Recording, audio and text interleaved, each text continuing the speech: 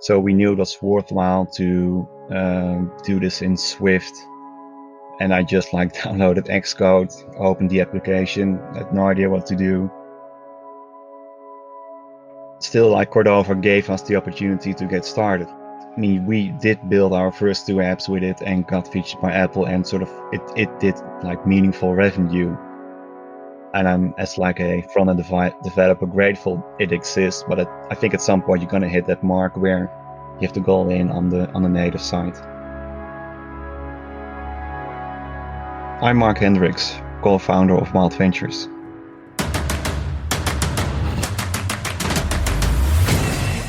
This is Code Story, a podcast bringing you interviews with tech visionaries who share in the critical moments of what it takes to change an industry and build and lead a team that has your back.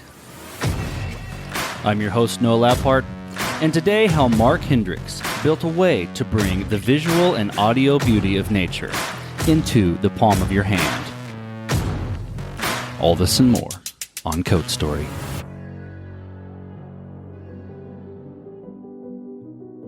Mark Hendriks has been a product designer for 11 years. His family and he love to travel and see the world and visit national parks. He currently lives in Spain with his wife and son, off the grid. And by off the grid, I mean a house on 20 acres with its own solar power system and own rainwater collection system. But don't worry, he made sure he checked the LTE network speed before buying the property. 5 years ago, he started a side project, building a weather app that combined up-to-date weather with his wife's beautiful landscape illustrations. Shortly after, Apple started promoting their apps, and their business started to take off. Today, they have ventured into nature-based mindful apps through their company known as Wild Ventures. It did not start as a serious business with clear goals. It started as a side project.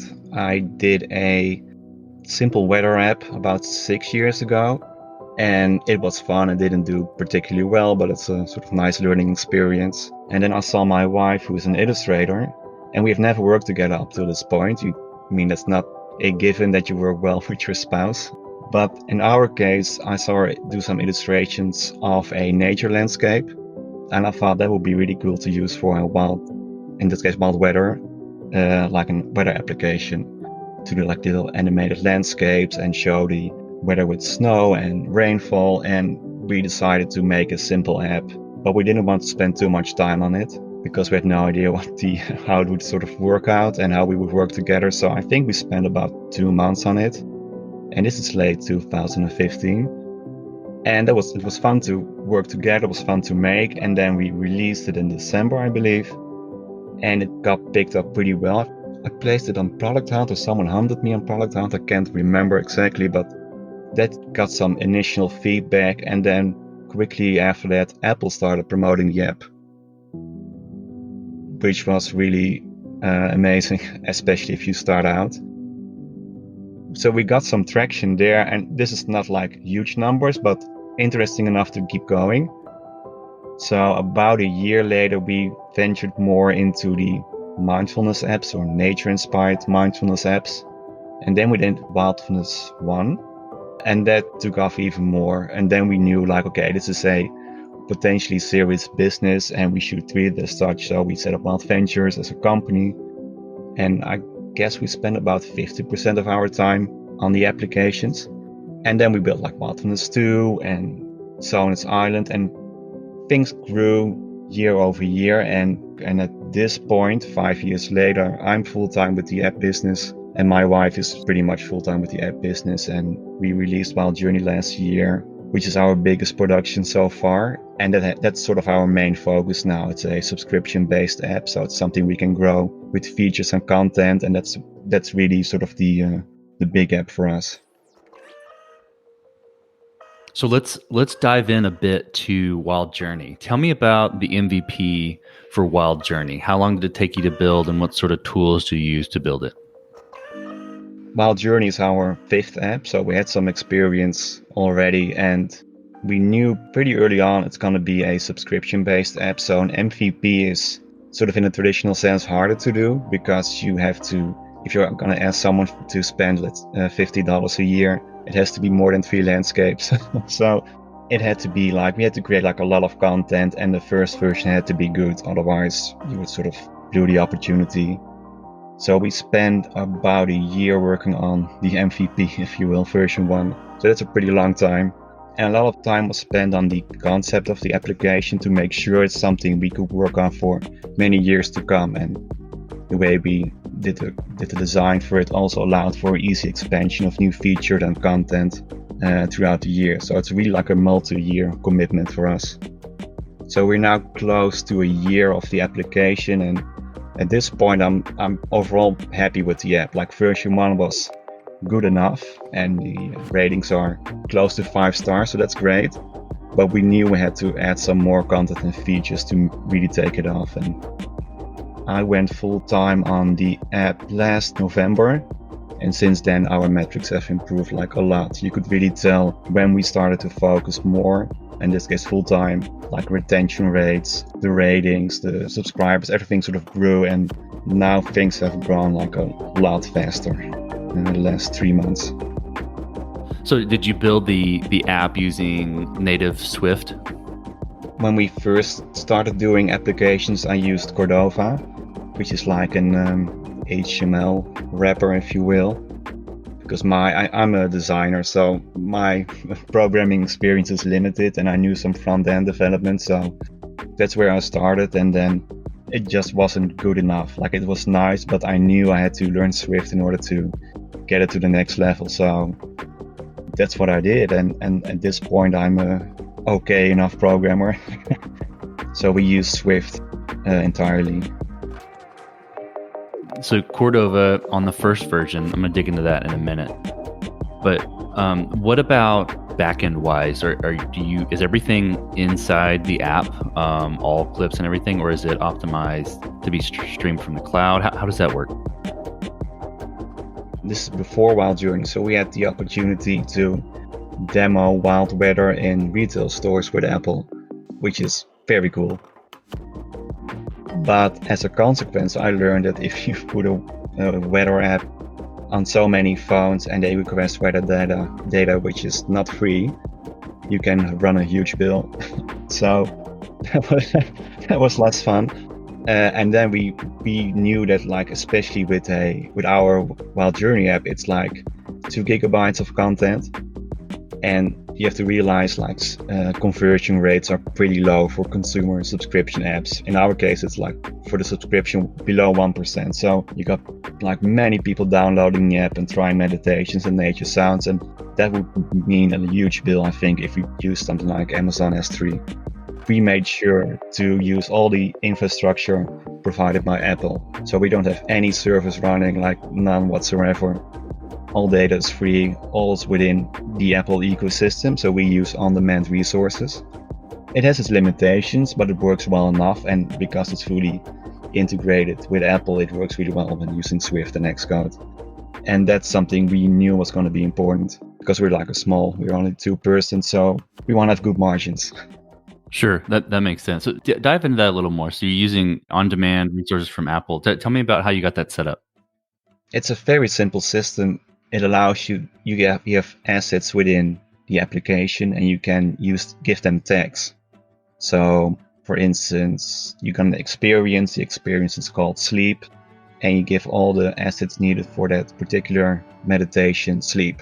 And then that's a very simple, so almost like one-dimension way of sorting all your content. And this then gets bundled and uploaded to the Apple service every time you do a new release. And it's a very simple system, so you can just retrieve the needed content on a tag basis, if that makes sense. Yeah, it sure does. That's amazing. That's a great idea. Then you don't have to worry about a backend, right? Exactly, yeah. Like the idea is, like, if you want to take a holiday for a week, things should be running, like no downtime, no service. And especially being more, like, my wife's an illustrator, I'm a designer, like the more tech stuff you add, the more difficult it becomes. So we want to keep it as simple as possible, and it's worked. So far it's working really well, and things might change in the future, but so far it's working. This episode is sponsored by Vanta. You're a startup founder. Finding product market fit is probably your number one priority. But to land bigger customers, you also need security compliance. And obtaining your SOC 2 or ISO 27001 certification can open those big doors. But they take time and energy pulling you away from building and shipping. And that's where Vanta comes in. Vanta is the all-in-one compliance solution helping startups like yours get audit ready and build a strong security foundation quickly and painlessly. How, you ask? Vanta automates the manual security tasks that slow you down, helping you streamline your audit. And the platform connects you with trusted VCSOs to build your program, auditors to get you through audits quickly, and a marketplace for essentials like pen testing. Join over 8,000 companies, including many Y Combinator and Techstars startups who trust Vanta. Simplify compliance and get $1,000 off at vanta.com/codestory. That's VANTA.com/codestory. Let's dive into the Cordova version. So that first version you built using Cordova, I get why you went that route. You're a product designer, you knew web development. That was an easy fit for you to jump in quickly. What sort of trade-offs did you have to make, though, with the Cordova version? And dive into those a little more explicitly. The main trade-offs are that you are, I guess, dependent or restricted on the plugins available. So they usually run behind a little. So if Apple brings out something new with Siri, for instance, there's no support for it unless someone is kind enough to do a plugin. Like in our case, we use a lot of audio in the app, and that runs on the background if you set a timer. And that aspect of the app was really hard to do in Cordova. I could not figure out how to keep the app active in the background and handle the audio streams, and let alone doing things from the lock screen where you can use AirPlay or pause the audio. So basically, if you close the app, then the timer stopped as well, which is just simply not gonna work. So we ran into limitations there, and then just performance-wise, it's okay, but not good enough. You sort of feel the small delays when you're interacting with the application, which I just couldn't get good enough. So we decided to go with Swift. That makes sense. But it makes sense why you went that route too. It was probably a trade-off where this is something I know, so I can build an MVP quickly, but I know in long term that's going to be some technical debt I'm going to have to address. Yeah, and still, like, Cordova gave us the opportunity to get started. We did build our first two apps with it and got featured by Apple, and sort of it did like meaningful revenue. So it is possible to do things with Cordova, and I'm, as like a front-end developer, grateful it exists. But I think at some point you're going to hit that mark where you have to go in on the native side. Right, that's a perfect segue. So tell me about that transition. How did you progress the product and mature it from Cordova into a native experience? So Mindfulness 1 was made in Cordova, and I didn't want to rewrite the whole application to get back to the same point. That's very demotivating. But we knew we wanted to do Mindfulness 2. So that was a very similar app, mostly around new content, but with the same sort of technical features. So we knew it was worthwhile to do this in Swift. And I just downloaded Xcode, opened the application, had no idea what to do, bought an online course to write Swift and use Xcode, and very frustrating 3-4 months, I guess. And then we got to a first version where we, in a way, rewritten the whole Mindfulness 1 code and made it ready for Mindfulness 2 as well. So, and then I quickly realized audio was working way better out of the box. There were so many advantages. Even though the learning curve was pretty steep, I knew it would be worth the investment. 3 or 4 months is pretty impressive to go from Cordova to a native platform. Especially, I have some experience with AB Foundation, and that is not an easy library to conquer. So kudos on that. Thank you. I know this is live program is going to roll their eyes, but to me it felt kind of like JavaScript. It looked familiar.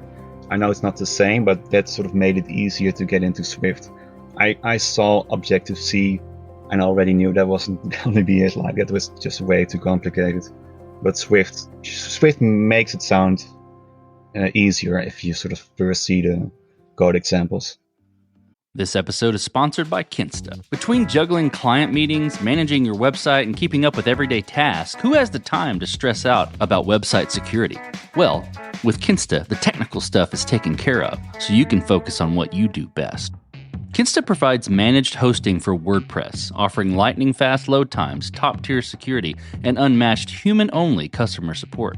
Whether you're a business owner, web developer, or running a digital agency, Kinsta makes managing your website easy and efficient. Kinsta provides enterprise-grade security, being one of the few hosting providers for WordPress with SOC 2 and other certifications, guaranteeing the highest level of security for your website.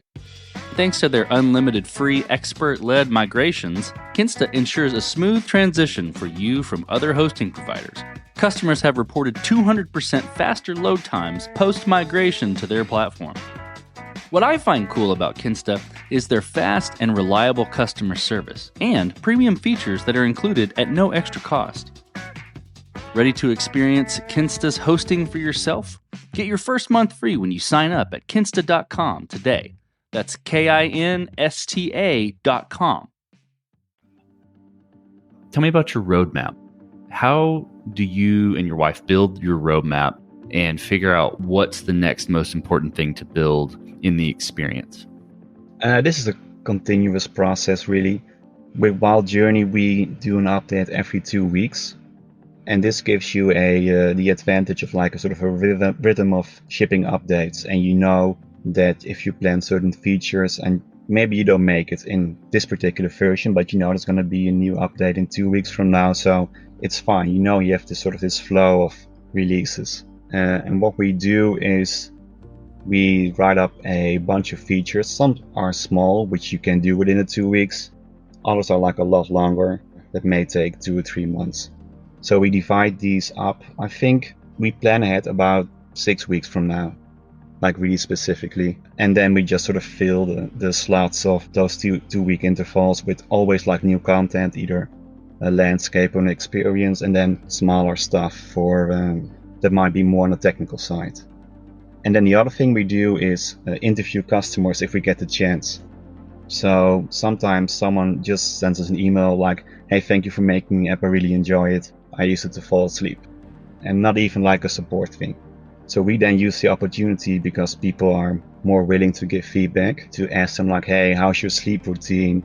Which landscapes do you use to fall asleep? Are these, for instance, the night landscapes or maybe like rainfall? So then we get like a better idea how people use these apps without going into like feature requests. And then we use this feedback and plan these new features on a 2 week basis. Do I understand correctly that the team is just you and your wife right now? Yeah, we do hire the voice actors for the guided meditations. We figured being non-native English speakers, it's going to be distracting. So we already do like all the artwork and the programming. Like you have to outsource a few things you're not going to be good at. So we do that, but everything else is us. Yeah. So let's talk about scalability a little bit. And you touched on it with the on-demand resources. But how did you grow this thing as far as scalability, and how are you looking to the future to make sure that it's scalable?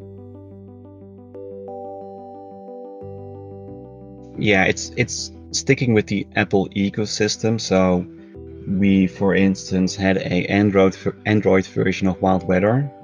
It didn't do particularly well, but we also realized doing 2 platforms really well is not gonna work. And the same for like doing a full web version, which would be more difficult. But just like we have to keep the constraints on realizing that you're just a 2-person team, and we already have 5 apps, which is borderline too much at times, especially around large iOS releases where you may have to update all of them. So we sort of keep this in mind, and we focus on the design aspect of the application because that's where we're good at. So we try to limit the amount of technical features that go into the application. Like one of the things on the list is offline downloads, which would be good to have, but we don't make it a big priority for us. I think we're better off doing design-inspired features as opposed to technical. That makes sense, especially, given the the attention you've gotten from Apple, it's usually centered around amazing design and experience. And so it seems like that's really driven a lot of your success too. Right, yeah. It's also personal motivation. Last year I was doing a lot of technical work, like almost doing like full-time programming for the app, and I got like completely demotivated. It was just like the balance was off. And this then goes back to like not being a programmer by trade, if you will. So things take just a lot longer, I guess, than for a for programmers. So you want to mix these things up for us. And then if you go back to the roadmap and the release cycle of every 2 weeks, we usually have like one big technical update every month. And the other one is always content only. So that way we sort of keep this balance and keep our sanity. So as you step out on the balcony and look across all that you've built and with Wild Ventures and all the apps you've built, what are you most proud of? That we've built something we personally enjoy doing. I think that's a major thing, especially if you're spending all your time on it and control the company like we do. You just have to have sort of fun and purpose there. And the other side is that we learned that the apps have a positive impact on people's lives, which sounds maybe a bit dramatic, but knowing that people sleep better after trying other stuff is really great to hear and inspiring. Let's flip the script a little bit. Tell me about a mistake you made and how you responded to it. I think the biggest mistake was last summer when iOS 13 came out. So we have 5 apps in total, and 4 of them are mindfulness, where we share lots of the same functionality and code. So we were testing things for iOS 13 over the summer, and things were like working well. It's no big issues there. And then iOS 13.0 got released, but quickly after 13.1, like I think only 1 or 2 weeks after. And I did not test for 13.1 because I wasn't expecting any like major changes, given that the whole summer was fine. And it turned out all the meditation apps broke at the same time, where if you launch the application, it would crash as soon as you went to a landscape, because there was a problem with the audio. So we got so many 1-star reviews and angry emails, and yeah, that was a big lesson for us to always test major releases for iOS. And now in my defense, iOS 13 was pretty rough when it came out over the summer, but that's something I will not repeat again, especially early on in the release cycle of a new iOS update. Yes, it was a very hectic week updating all the applications, and it turned out to be like a small issue, but whatever, like it was it was frustrating, and then you have to get back to all these people like, I'm sorry it broke down, but we got fixed pretty quickly, and luckily most people did update their review into like a more 4 or 5-star rating.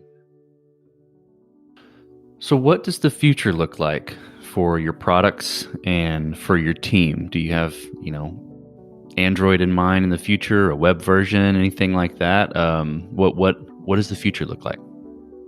For now, we just want to continue what we're doing and keep sort of ourselves restricted to the iOS version. We have released like more features around design, and we're working, for example, on a new breathing exercise, which is not in the app itself yet. So it's all our focus is now on Wild Journey, and that's something we want to work on for the foreseeable future. As for the team, given it's just my wife and I, that probably won't change, and we will hire the occasional contractor now and then. It also depends on how well the apps do. Like it would be a great reason that if we have to hire someone for support because she gets so many support emails because the app is growing, like I would be very happy with that. That's a good problem to have. But other than that, we will be working just with the 2 of us for now. Who influences the way that you work? The CEO, CTO, really anyone. Who influences the way you work? Name a person that you look up to and why. I don't think I have like a specific person. There are probably a few ones that inspire me because of what they do, which might not be apps or design, but someone like Seth Godin, who's been writing so consistently for such a long time, which I think is also an excellent public speaker. That's someone that inspires me. You had Cortland Allen from Indie Hackers on the show, I believe, and for me that's a very great resource and website to have, because I live remote in Spain. Having that online and following other indie hackers on their path to success is really great to have, and I really think he's done an excellent job of that. So if you could go back to the beginning, either the first app or the first part of Wild Journey, you decide. But if you could go back to the beginning, what would you do differently, or what would you consider taking a different approach on? This has two sides. Like on one hand, having 5 applications gives you more ways for people to discover the apps or get promoted in the press or by Apple. On the other side, I would say it's a little much. Like in an ideal scenario, I would only want to work on Wild Journey, not that because we don't like the other apps, but it will give you more focus and time to progress on the application. But on the other hand, we wouldn't be building Wild Journey if we hadn't built the other apps. It's like a learning experience. But I would like have to end up with like slightly less apps, maybe 3 instead of 5. I think that would be the thing I would like to change. That makes sense. Kind of keeping the technical overhead balanced, that you have to maintain 5 apps instead of a handful. Exactly. Yeah. And like this is something that might change in the future. We don't have any plans now, but we will see how that goes. Last question, Mark.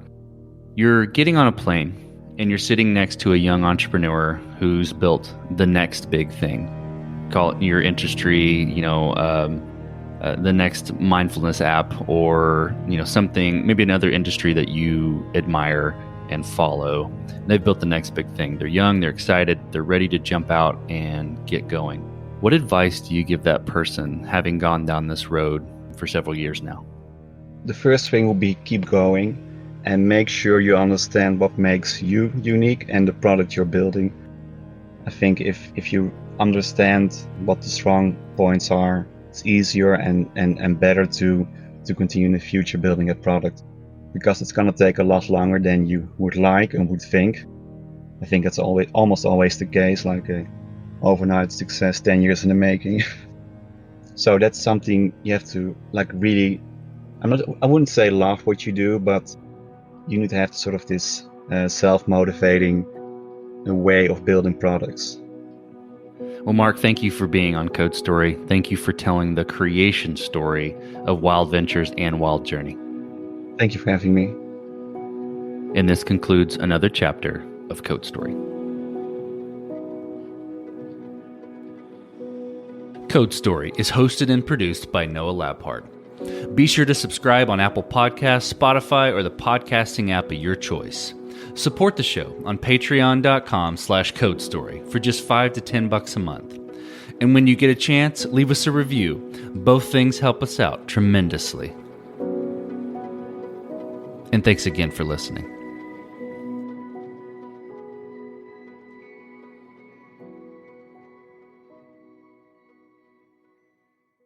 Life can be chaotic. If you're running a retail business, don't let disorganized order fulfillment add to the chaos. Use ShipStation instead.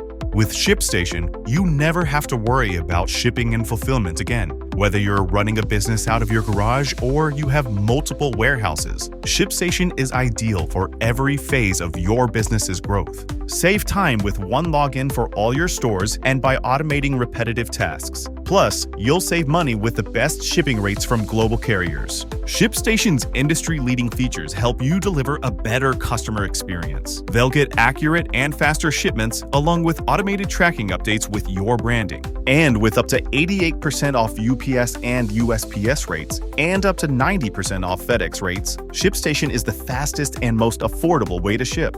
Calm the chaos. Switch to ShipStation today. Start a free trial at shipstation.com/audio. That's shipstation.com/audio.